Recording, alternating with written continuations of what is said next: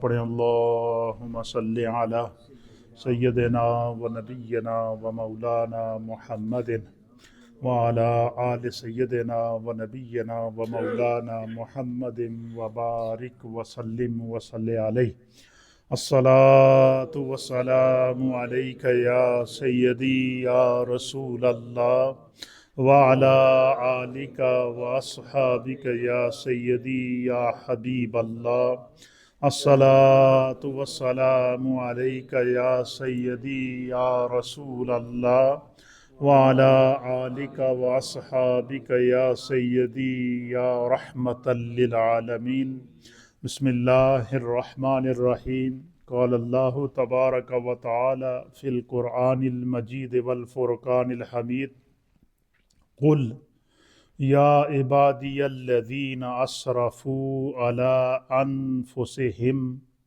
لا تقنطوا من رحمت اللہ ان اللہ یغفر الذنوب جمیعا انہو هو الغفور الرحیم صدق اللہ مولانا العظیم وصدق رسولہ النبی الامین الکریم۔ حضرات محترم، اللہ تعالیٰ کا لاکھ لاکھ شکر ہے کہ اللہ تعالیٰ ہمیں ہماری زندگی میں بار بار توبہ، استغفار اور راہ راست پر آنے اور گناہوں کی وادی کو چھوڑ کر نیکیوں کی طرف آنے کا موقع دے رہا ہے۔ زندگی کا کوئی پتہ نہیں ہے، تقریباً ایک ہفتہ رہ گیا ہے، اس کے بعد شب برات آئے گی، یعنی یہ سمجھ لیں کہ یہ ٹیوزڈے چھوڑ کے نیکسٹ ٹیوزڈے کو، اور اللہ کے حبیب علیہ الصلاۃ والسلام نے فرمایا کہ ہر انسان کی زندگی کا فیصلہ اس شب میں ہو جاتا ہے کہ اس نے اگلے سال جینا ہے یا اس دنیا کو چھوڑ دینا ہے۔ کتنا رزق کھانا ہے وہ بھی لکھا جاتا ہے، کتنے لوگوں نے اس دنیا میں پیدا ہونا ہے ان کی فہرست بھی جاری ہو جاتی ہے، کتنے لوگوں نے اس دنیا کو چھوڑ کے جانا ہے ان کی فہرست بھی جاری ہو جاتی ہے۔ تو اب چونکہ یہ انسانیت کے حساب و کتاب کا مہینہ ہے، ہمارے اعمال کے حساب و کتاب کا مہینہ ہے، اور ہم اپنے مقدر پر کیوں نہ ناز کریں کہ ہمیں اللہ نے جو نبی عطا فرمایا ہے۔ جب حضور نے دیکھا نا کہ یہ میری امت کے حساب و کتاب کا مہینہ ہے، سرکار نے اس مہینے کی نسبت اپنی طرف فرما دی۔ حضور نے فرمایا شعبان و شہری، یہ شعبان میرا مہینہ ہے، کیا ہے؟ میرا مہینہ ہے، اور رمضان و شہر اللہ، اور رمضان اللہ کا مہینہ ہے۔ اس مہینے میں کثرت سے نبی علیہ الصلاۃ والسلام عبادت کرتے، تلاوت قرآن کرتے، کثرت استغفار کرتے، اپنے رب کی طرف رجوع کرتے، روزے رکھتے، اور پھر جب 15ویں شب آتی تو اس شب میں اپنے لیے، اپنی امت کے لیے، اپنے مرحومین کے لیے سرکار دو عالم صلی اللہ تعالیٰ علیہ وآلہ وسلم دعا فرمایا کرتے تھے۔ انشاءاللہ العزیز حسب معمول یہ جو تقریباً 3 فروری ہے اور ٹیوزڈے کا دن ہے، مغرب کی نماز فوراً پڑھ کے یہاں جماعت کے ساتھ، اس کے بعد انشاءاللہ ہماری مجلس ہوگی، اس میں نوافل ادا کیے جائیں گے، اس میں اجتماعی ذکر ہوگا، اس میں مناجات ہوں گی، اس میں دعا ہوگی، استغفار ہوگی، اجتماعی توبہ ہوگی۔ انشاءاللہ یہ ہمارا جو سلسلہ ہے یہ عشاء تک جاری رہے گا، اور عشاء کی نماز ہم پڑھ کے پھر قبرستان جائیں گے، اور قبرستان جا کر پھر وہاں پر بھی اپنے مرحومین کے لیے دعا کریں گے۔ یہ سرکار دو عالم صلی اللہ علیہ وسلم کا شب برات کو ایک طریقہ ہوتا تھا، اور ہم کوشش کریں گے کہ نبی پاک صلی اللہ علیہ وسلم کے اس طریقے کو اپنائیں، تاکہ نبی پاک صلی اللہ علیہ وسلم کی عاداؤں کو اپنانے کی برکت سے خدا ہمارے گناہوں کو معاف کر دے۔ اللہ کے حبیب علیہ الصلاۃ والسلام اس مہینے میں باقاعدہ صحابہ اکرام کو ترغیب دیا کرتے تھے تاکہ ان کے مزاج نیکی والے بن جائیں، روح نیکی والی بن جائے، تصور اور تخیل نیکی والی بن جائے، گناہوں سے استغفار کر کے رجوع اللہ، اپنے رب کی طرف رجوع کرنے والے بن جائیں۔ اور یہی وجہ ہے کہ روایات کے اندر آتا ہے کہ صحابہ اکرام کہتے ہیں کہ ہم نبی علیہ الصلاۃ والسلام کے معمولات کو جب دیکھتے تھے تو ہم نے بھی حضور علیہ الصلاۃ والسلام کے معمول کے مطابق اپنی زندگی شعبان کے مہینے میں تبدیل کر دی۔ صحابہ اکرام کثرت سے روایات کے اندر تھے کہ کثرت سے شعبان کے مہینے میں تلاوت قرآن کیا کرتے تھے، کثرت سے استغفار کیا کرتے تھے، کثرت سے روزے رکھا کرتے تھے۔ تو اللہ تعالیٰ ہمیں زندگی میں بار بار مواقع عطا فرماتا ہے، نہ جانے آئندہ ہمیں یہ نصیب ہو یا نہ ہو، کیا پتہ اسی شب برات کو ہماری زندگی کا بجٹ پیش ہو جائے۔ تو نبی علیہ السلام سے پوچھا گیا کہ یا رسول اللہ، آپ اتنے کثرت سے عبادت کرتے ہیں، شعبان کا مہینہ آتا ہے، آپ کی زندگی کے معمولات عام دنوں کی بنسبت چینج ہو جاتے ہیں۔ تو نبی علیہ السلام نے فرمایا کہ اس ماہ میں ایک ایسی شب ہے جس میں انسان کی زندگی کا رجسٹرڈ اللہ کی بارگاہ میں پیش کیا جاتا ہے۔ میں مصطفیٰ یہ چاہتا ہوں کہ جب میرا حساب و کتاب کھلے تو یا تو میں روزے کی حالت میں ہوں، یا نماز کی حالت میں ہوں، یا تلاوت قرآن میں ہوں، یا تسبیحات اور تحلیلات کرتا رہوں۔ اللہ تعالیٰ ہمیں بار بار موقع دے رہا ہے۔ قرآن کریم کی سورہ زمر ہے، اس کی آیت نمبر 53 ہے، اس میں اللہ فرماتا ہے قل، اے میرے محبوب آپ فرما دیجئے، یا عبادی الذین اسرفوا، کہ وہ لوگ جنہوں نے اپنی جانوں میں اسراف کیا، اپنی جانوں کے اندر زیادتی کی۔ تو پتہ چلا کہ اگر کوئی بندہ نیکی چھوڑ کر گناہ کر رہا ہے تو وہ خدا کی دی ہوئی جو امانت ہے زندگی، اس میں خیانت کر رہا ہے۔ یہ ہماری جو زندگی ہے یہ ہماری اپنی زندگی نہیں ہے، یہ خدا کی امانت ہے۔ اللہ تعالیٰ نے قرآن کے اندر فرمایا کہ مومنین کو ان کی جانوں کے بدلے اللہ تعالیٰ نے جو ہے وہ خرید لیا ہے۔ تو ہماری جانیں اللہ تعالیٰ کی امانت ہیں، تو اس لیے اپنی زندگی کے اندر جو ہے وہ ہر وہ کام جس سے شریعت نے منع کیا ہے، اللہ نے منع کیا ہے، اللہ کے رسول نے منع کیا ہے، قرآن و حدیث میں منع کیا گیا ہے، اور وہ گناہ کے زمرے کے اندر آتا ہے، اس سے اپنے آپ کو بچا کے رکھنے سے اللہ تعالیٰ پھر انسان کو راہ ہدایت نصیب فرماتا ہے۔ اللہ فرماتا ہے کہ وہ لوگ جنہوں نے اپنی جانوں کے اندر زیادتی کی، اسراف کیا ہے، محبوب آپ ان کو بتا دیجئے، اگر تمہیں احساس ہو جائے کہ مجھ سے گناہ ہو گئے ہیں، تو اور تمہیں اگر احساس ہو جائے کہ میں اپنے ان گناہوں سے اللہ کی بارگاہ میں معافی طلب کروں، تو پھر کیا ہوگا؟ فرمایا تمہارا کام صرف گڑ گڑا کر اللہ کی بارگاہ میں سچی توبہ کرنا ہے۔ تمہارا رب اتنا رحیم ہے، اتنا کریم ہے کہ لا تقنطوا من رحمت اللہ، اور تم اللہ کی رحمت سے کبھی بھی مایوس نہ ہونا، نا امید نہ ہونا۔ تمہارے گناہ اگر سمندر کی جہاز کے برابر ہوں گے اللہ معاف کر دے گا۔ ایک روایت کے مطابق حضور نے فرمایا کہ اگر تمہارے گناہ ریت کے ذروں کے برابر ہوں گے، آپ مجھے بتائیں ریت کے ذرے کس نے گنتی کی ہے؟ فرمایا سچی توبہ کرنے سے اللہ ان کو بھی معاف کر دیتا ہے۔ ایک روایت کے مطابق نبی علیہ السلام نے فرمایا کہ اگر تمہارے گناہ بارش کے قطروں کے برابر ہوں، اب بارش کے قطرے کسی نے گنتی کی ہے؟ نہیں۔ فرمایا سچے دل سے توبہ کرو گے اللہ تعالیٰ معاف کر دے گا۔ اللہ تعالیٰ توبہ کرنے والوں کو پسند کرتا ہے۔ اور اسی آیت میں فرمایا ان اللہ یغفر الذنوب جمیعا، سچی توبہ کرنے والوں کے تمام گناہوں کو اللہ معاف کر دیتا ہے۔ اور فرمایا کہ انہ هو الغفور الرحیم، اللہ کی ذات وہ ہے کہ جو غفور بھی ہے، رحیم بھی ہے، کریم بھی ہے، ستار بھی ہے، اور غفار بھی ہے، اور دیان اور سبحان بھی ہے۔ نبی پاک صلی اللہ علیہ وسلم نے ارشاد فرمایا وان انس بن مالک رضی اللہ تعالیٰ عنہ، حضرت انس بن مالک رضی اللہ تعالیٰ عنہ بیان کرتے ہیں کہ ان النبی صلی اللہ تعالیٰ علیہ وآلہ وسلم، کہ نبی علیہ السلام نے فرمایا، قال حضور علیہ السلام نے فرمایا کہ کل ابن آدم خطاء وخیر الخطائین التابون۔ حضور نے فرمایا کہ اس میں انبیاء شامل نہیں ہیں۔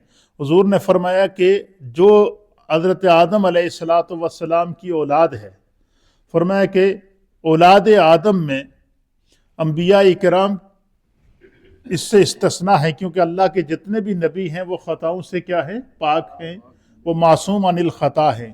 اسی طریقے سے صحابہ اکرام، اہل بیت اطہار، اولیاء کاملین، وہ محفوظ عن الخطا ہوتے ہیں، اللہ تعالیٰ ان کو خطاؤں سے بچا کے رکھتا ہے۔ اس کے علاوہ جتنے بھی اولاد آدم ہے، جتنے بھی ہیں، حضور علیہ السلام نے فرمایا کہ وہ سارے کے سارے گناہ گار ہیں۔ کوئی بندہ ایسا نہیں ہے جو یہ دعویٰ کرے کہ مجھ سے کوئی زندگی میں کوئی کمی پیشی نہ ہوئی ہو، کوئی غلطی نہ ہوئی ہو، کوئی گناہ نہ ہوا ہو۔ تو فرمایا کہ ہر بنی آدم جو ہے وہ خطا کار ہے، وہ خیر الخطائین خطائین، حضور نے فرمایا کہ گناہگاروں وچوں چند ایسے ہوندے جڑے چنگے ہیں. گناہگاروں میں سے بھی سوچنے کی بات ہے کہ گناہگاروں وچوں بھی چنگے لوگ ہوندے. حضور نے فرمایا ہاں، گناہگاروں میں بھی بہت بہترین لوگ ہوتے ہیں. خیر الخطائین، گناہگاروں میں سب سے بہترین گناہگار وہ ہے التوابون، کہ جو ہے وہ اپنے گناہوں کو یاد کر کے سچی توبہ کرتا ہے اور دوبارہ گناہ نہ کرنے کا ارادہ کرتا ہے. اور کیا فرمایا حضور نے فرمایا کہ گناہگاروں میں سب سے بہترین گناہگار وہ ہے کہ جو اپنے گناہ سے سچی توبہ کرے، دوبارہ وہ گناہ نہ کرنے کا ارادہ کرے، اپنے رب کی بارگاہ میں وعدہ کرے کہ مجھ سے جو نمازیں قضا ہو گئی ہیں میں ان کو قضا کروں گا، آئندہ نماز نہیں چھوڑوں گا، جو فرائض ہیں ان کی پابندی کروں گا، جو حقوق اور جو فرائض اور معاملات جو خدا نے میرے ذمہ لگائے ہیں میں ان کو ادا کرتا رہوں گا. پھر نبی علیہ الصلوۃ والسلام نے اور حوصلہ افزائی کی اپنی امت کی. حضور نے فرمایا کہ یاد رکھو توبہ کرنے والوں کو اللہ کس طرح پسند کرتا ہے. اب حدیث سماعت فرمائیں. وعن عبداللہ، پہلی جو حدیث ہے اس کو امام حاکم نے نقل فرمایا ہے اور امام ترمذی نے سنن ترمذی کے اندر، ابن ماجہ کے اندر بھی یہ حدیث ہے. امام احمد بن حنبل نے بھی اس حدیث کو نقل فرمایا. یہ جو میں نے آپ کے سامنے بیان کی ہے کہ گناہگاراں وچ چنگے گناہگار ہوئے جڑا اپنے گناہوں تو سچی توبہ کر کے دوبارہ وہ گناہ نہیں کر دے. اور دوسری حدیث وعن عبداللہ رضی اللہ تعالی عنہ، حضرت عبداللہ رضی اللہ تعالیٰ عنہ اس حدیث کے راوی ہیں. قال، آپ بیان کرتے ہیں کہ قال رسول اللہ صلی اللہ تعالیٰ علیہ وآلہ وسلم، کہ اللہ کے پیارے حبیب لبیب نبی رحمت صلی اللہ تعالیٰ علیہ وآلہ وسلم نے ارشاد فرمایا. حضور نے فرمایا التائب من الذنب، حضور نے فرمایا گناہاں تو سچی توبہ کرنے والا، کیا؟ گناہوں سے سچی توبہ کرنے والا اس طرح ہو جاتا ہے کہ جب وہ اپنے گناہ سے سچی توبہ کر لیتا ہے اور دوبارہ اس گناہ سے اپنے آپ کو بچا کے رکھتا ہے تو فرمایا کہ التائب من الذنب کمن لا ذنب لہ، اللہ تعالیٰ اس کو اس طرح کر دیتا ہے کہ گویا کہ اس نے کبھی گناہ کیا ہی نہیں. کیا مطلب؟ اللہ تعالیٰ اس کے گناہ پر پردہ ڈال دیتا ہے. حدیث پاک کے اندر آتا ہے، بڑی ایمان افروز بات ہے، آپ سنیں گے آپ کا ایمان تازہ ہو جائے گا، کہ یہ جو شب برات ہوتی ہے نا، شب برات اور شب قدر، یہ جو دو شبیں ہیں یہ وہ شبیں ہیں کہ جس طرح ہماری اہل ایمان کی دنیا کے اندر عیدیں ہوتی ہیں نا، عید الفطر اور عید الاضحیٰ، کہ عید آتی ہے تو ہم کتنی تیاری کرتے ہیں، نئے کپڑے پہنتے ہیں، عید کی نماز پڑھنے کے لیے جاتے ہیں، پھر اپنے رشتہ داروں سے دوستوں سے ملتے ہیں، ان کے گھروں میں جاتے ہیں، ہر گھر میں تازہ کھانے پکے ہوتے ہیں. اسی طریقے سے بقرہ عید کے اندر کم از کم کچھ ہو نہ ہو ہر گھر میں گوشت تو ہوتا ہے نا. تو یہ کتنی خوشی کا اظہار ہوتا ہے. عیدوں کا ہم انتظار کرتے ہیں یا نہیں کرتے؟ فرمایا جس طرح دنیا میں نبی پاک کی امت کو اللہ نے 2 عیدیں عطا فرمائی ہیں، اس طرح آسمانوں پر اللہ نے فرشتوں کو 2 عیدیں عطا فرمائی. کس کو عطا فرمائی ہیں؟ فرشتوں کی جو پہلی عید ہے، جس طرح ہماری عید الفطر ہوتی ہے، فرشتوں کی جو عید الفطر ہے یہ شب برات ہے، 15ویں شب ہے شعبان المعظم کی. اور فرشتوں کی جو یوں سمجھ لے، میں مثال کے طور پر کہہ رہا ہوں، فرشتوں کی جو دوسری عید ہے جس کو ہمارے ہاں عید بقرہ عید کہتے ہیں یا عید الاضحیٰ کہتے ہیں، فرشتوں کے ہاں وہ عید ہے، وہ شب قدر رمضان کے اندر ہوتی ہے. تو اللہ تعالیٰ فرشتوں کو بھی 2 عیدیں عطا فرماتا ہے اور اللہ تعالیٰ نے نبی پاک کی امت کو بھی 2 عیدیں عطا فرمائی ہیں. اچھا، یہ دونوں عید کے جو دن اور راتیں ہوتی ہیں، یہ دونوں کی دونوں، چاروں کی چاریں اہل ایمان کی بندوں کے لیے جو عیدیں ہیں وہ، اور فرشتوں کے لیے جو عیدیں ہیں ان کی شب عید اور ہماری شب عید، اس کے بارے میں نبی پاک نے فرمایا کہ یہ لیلۃ الجائزہ ہے. جڑا بندہ ان راتاں نو اپنے گناہاں نو یاد کر کے سچی توبہ کر لے، اللہ تعالیٰ اس کی سارے گناہوں کو معاف کر دیتا ہے. تو یہ فرشتوں کے عید کے دن ہیں، یہ فرشتوں کی عید کی راتیں ہیں، شب برات اور شب قدر. اس میں اللہ تعالیٰ نے قرآن میں فرمایا کہ جب یہ راتیں آتی ہیں تو کیا ہوتا ہے؟ اللہ فرماتا ہے تنزل الملائکۃ والروح، کہ جبریل علیہ السلام فرشتوں کے ساتھ نازل ہوتے ہیں، پہلے آسمان پر، دوسرے پر، تیسرے پر، چوتھے پر، پانچویں پر، چھٹے پر، ساتویں پر، پھر دنیا کے اندر آتے ہیں اور پوری دنیا کے اندر گھومتے ہیں۔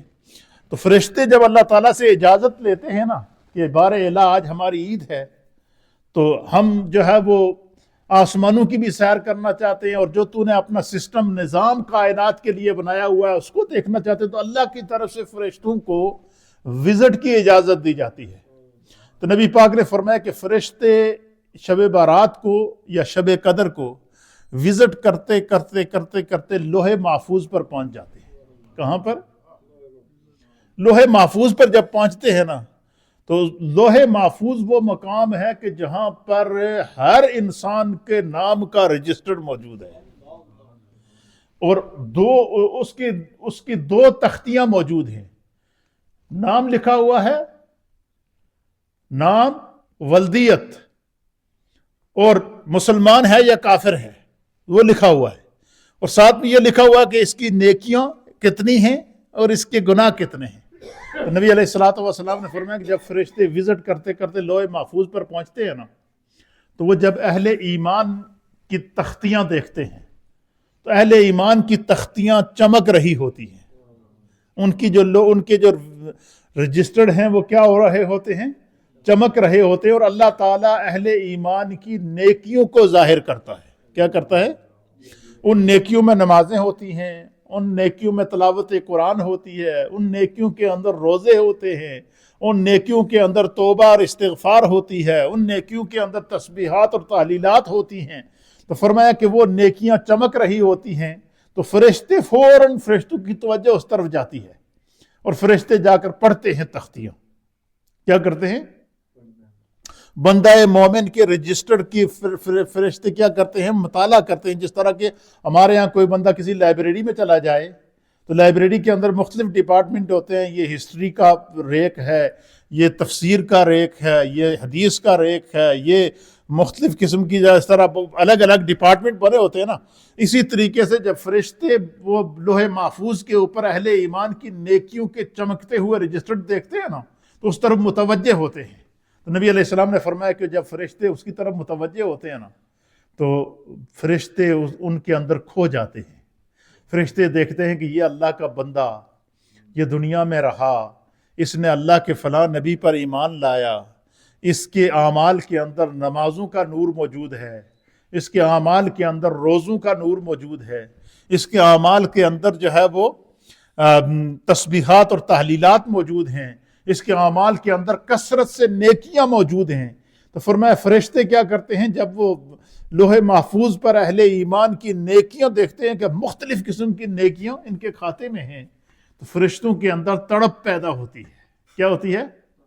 یا ایسے خوش قسمت انسان سے ملنا چاہیے کہ جس کی پیشانی میں سجدے کا نور بھی موجود ہے، جس کے دل کے اندر ایمان کا نور بھی موجود ہے، جس کے اعضائے جسمانی اللہ تعالیٰ کی عبادت سے منور ہیں۔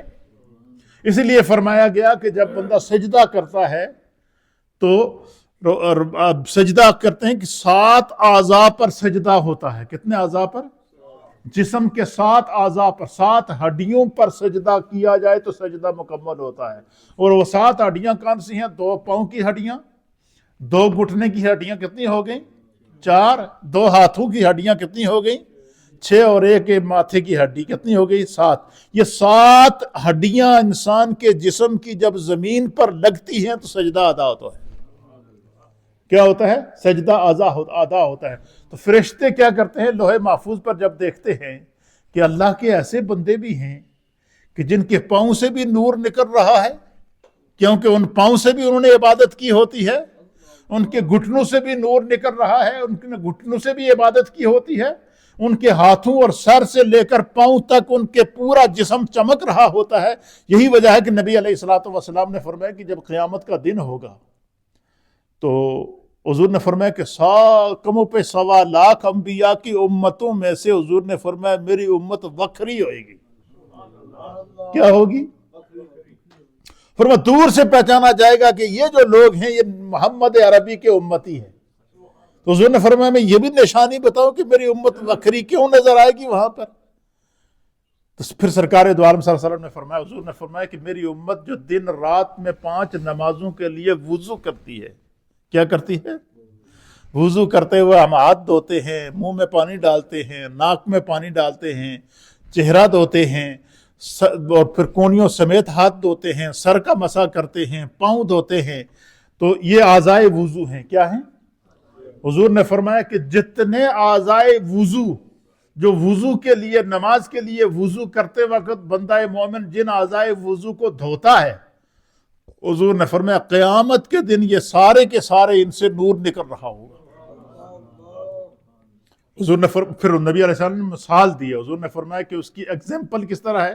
حضور نے فرمایا کہ جس طرح گھوڑوں کا ایک استبل ہو، ہزاروں لاکھوں کی تعداد میں اس میں گھوڑے ہوں، ان میں جو گھوڑے سفید ہوں، چتکبرے ہوں، اور جو مختلف کلر سے نظر آ رہے ہوں، تو وہ ان تمام گھوڑوں میں وکھرے نظر آتے ہیں۔ حضور نے فرمایا 1.25 لاکھ انبیاء کی امتوں میں سے میری امت سب سے وکھری نظر آئے گی۔ کیوں؟ فرمایا ان کے اعضائے وضو قیامت والے دن چمک رہے ہوں گے، ان سے نور نکل رہا ہوگا، جو بھی دیکھے گا پہچان لے گا یہ محمد عربی کا امتی ہے، اس کے چہرے سے نور نکل رہا ہے۔ کیوں؟ اس نے وضو کرتے ہوئے چہرہ دھویا تھا۔ اس کے ہاتھوں سے نور نکل رہا ہے، کیوں؟ اس نے وضو کرتے ہوئے ہاتھ دھوئے تھے۔ اس کی پیشانی سے نور نکل رہا ہے، کیوں؟ اس نے پیشانی جو ہے دھوئی تھی۔ اس کے سر سے نور نکل رہا ہے، کیوں؟ اس نے سر کا مسح کیا تھا۔ اس کے پاؤں سے نور نکل رہا ہے، کیوں؟ اس نے وضو کرتے ہوئے پاؤں کو دھویا تھا۔ اس لیے اولیاء اللہ کی یہ عادت رہی ہے کہ انہوں نے وضو پاویں قائم ہوئے، انہوں کی کوشش ہوندی ہے کہ ہر نماز واسطے تازہ وضو کر لیں۔ کیوں؟ تاکہ قیامت والے دن ساری پیشانیاں زیادہ چمکتی ہوئی نظر آئیں۔ اتنی مہربان نبی کے ہم امتی ہیں۔ تو حضور نے فرمایا کہ کیا ہوگا؟ فرمایا کہ فرشتے جب ان کی نیکیاں پڑھیں گے نا، کہ اللہ کے ایسے بندے بھی ہیں کہ جن کے اعمال میں اتنی قسم کی نیکیاں ہیں۔ اب مجھے بتائیں کہ ہم جب کسی سٹور کے اندر جاتے ہیں کوئی چیز لینے کے لیے، تو اس میں جب دیکھیں کہ ہر چیز الگ سے ترتیب سے لگی ہوتی ہے یا نہیں لگی ہوتی، بندہ چاہنا ہے ایک چیز خریدیے یا دوسری خریدیے، ایک لیندہ دوسری نہ بھی لینی ہو، پھر بندہ کہتا ہے کچھ لے ہی لیتے ہیں یار، ایسا ہے یا نہیں؟ اسی طریقے سے جتنی قسم کی عبادات ہیں، ہر نیکی اس کی لوح محفوظ پر چمک رہی ہے، وہ اس کی پہچان ہے۔ فرمایا کہ جب فرشتے لوح محفوظ پر وہ شب بارات کو یا شب قدر کو وزٹ کرتے ہوئے مومنین کی نیکیوں کا مطالعہ کریں گے، تو پھر دیکھیں گے فرشتے کہ انہی کی نیکیوں کے ساتھ ایک اور پلہ ہے۔ کیا ہے؟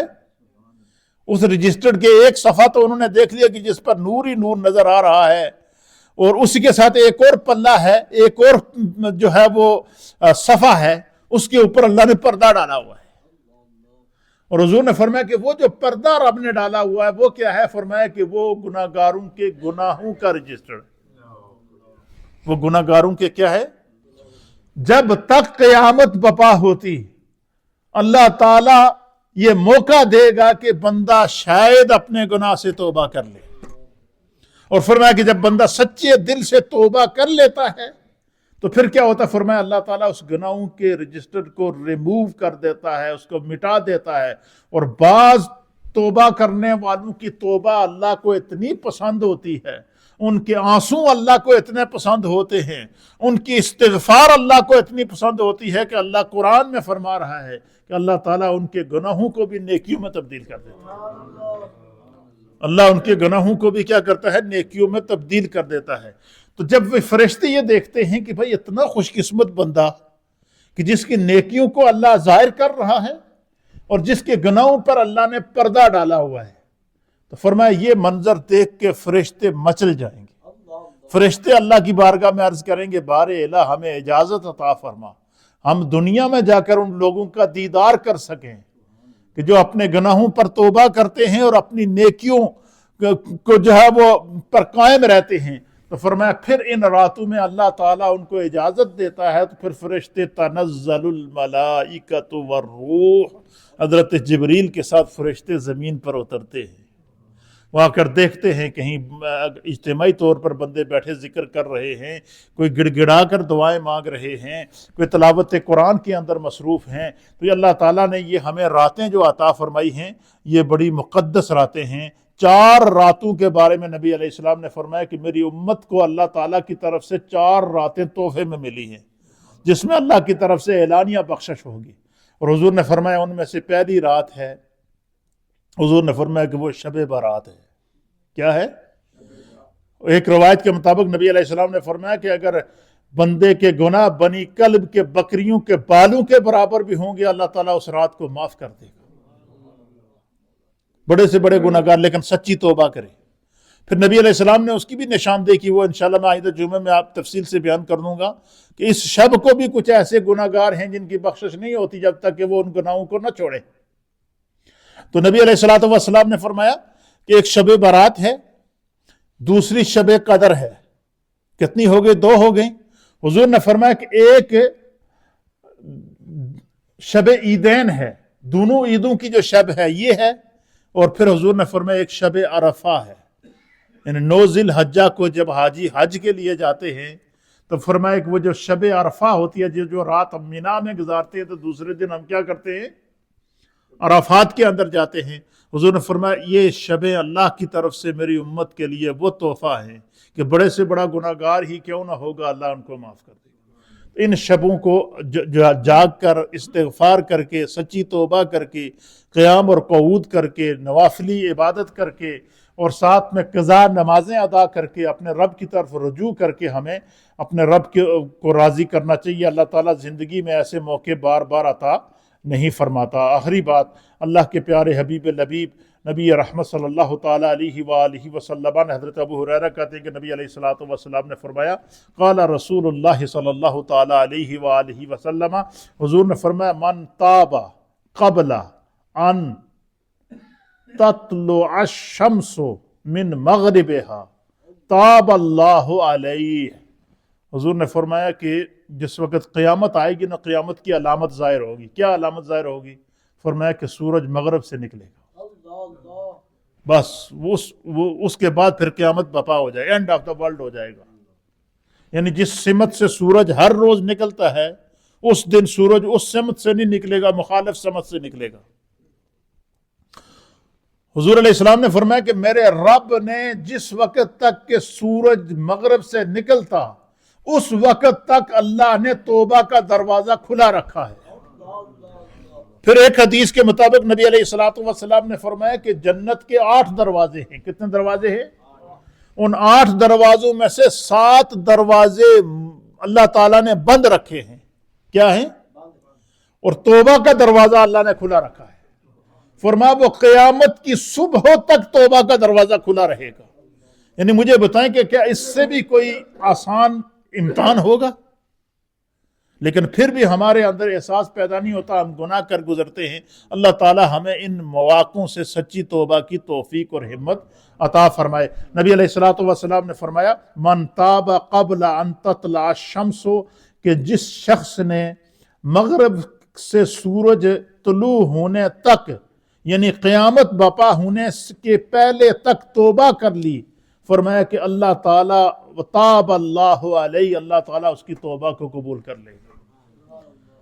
ایک روایت کے مطابق حضرت آدم علیہ السلام کو جب اللہ نے پیدا فرمایا تو شیطان نے سجدہ کرنے سے انکار کر دیا، تو شیطان نے اللہ کے سامنے قسم کھائی کہ بار الہ، اس آدم کی وجہ سے میں دھتکارا گیا ہوں، اور قیامت تک جب تک اس آدم کی اولاد کے جسم میں روح موجود ہے میں ان کو بھٹکاتا رہوں گا۔ فرمایا اللہ نے اس کو جواب دیا کہ جب تک قیامت کی صبح ہوتی میں نے بھی آدم کی اولاد کے لیے توبہ کا دروازہ کھلا رکھا ہے۔ اس لیے زندگی کا پتہ نہیں ہوتا، جب اگر ہماری زندگی میں ہمیں کوئی شعبان کا مہینہ مل جاتا ہے، یا شب برات مل جاتی ہے، یا شب قدر مل جاتی ہے، تو اس کو غنیمت جانے۔ زندگی کا کوئی پتہ نہیں کہاں، آگاہ اپنی موت سے کوئی بشر نہیں، ساما ہے 100 برس کا پل کی خبر نہیں۔ اللہ تعالی ہم سب کو ان مبارک ایام اور مبارک لمحات کو سمجھ کر اپنی زندگی کی اصلاح کی توفیق عطا فرمائے۔